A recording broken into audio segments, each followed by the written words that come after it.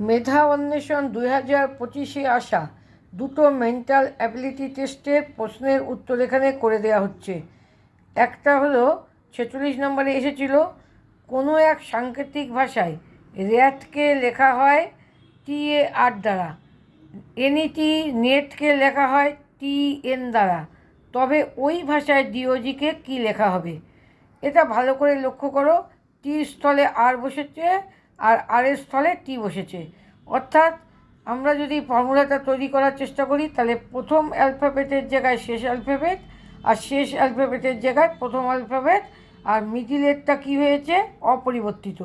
সেরকম নেটের ক্ষেত্রেও 10, তাহলে টি আর এন এ পরিবর্তন হয়েছে, ইটা ফিক্স। তাহলে গজের ক্ষেত্রে কী হবে?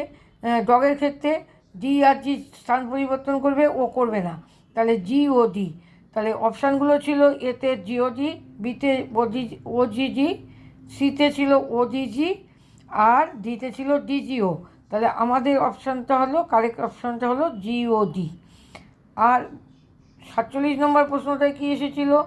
47 নম্বরে এসেছিল, একটি সাংকেতিক ভাষায় বিডিকে লেখা হয় 254, ডিআইজিকে লেখা হয় 497, তাহলে ওই সাংকেতিক ভাষায় বিএজিকে কী দ্বারা লেখা হবে?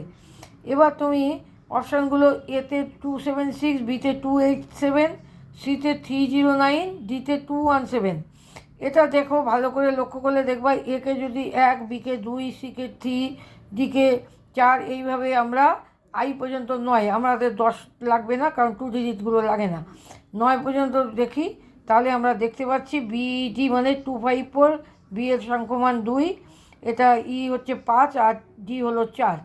ডিআইজি, ডি এর সংখ্যমান 4, আই এর সংখ্যমান হচ্ছে তোমাদের 9, আর জি 7। তাহলে সেইভাবে বিএজি কী হচ্ছে? বি এর 2, এ এর 1, আর জি এর হলো 7, 2 1 7। তাহলে অপশান হচ্ছে ডিতে 2 1 7 আছে, এটাই রাইট অপশান। তাই এই ছিল দুখানা অঙ্ক আজকে। তাই এগুলো আবারও বলছি, এনএমএমএস পরীক্ষা দিতে চাইলে এই প্রশ্নগুলো সলভ করে রাখা ভালো, তাহলে তোমরা পরীক্ষায় পারবে এই ধরনের অঙ্ক এলে। আর চ্যানেল যারা সাবস্ক্রাইব করোনি তারা সাবস্ক্রাইব করে নেবে।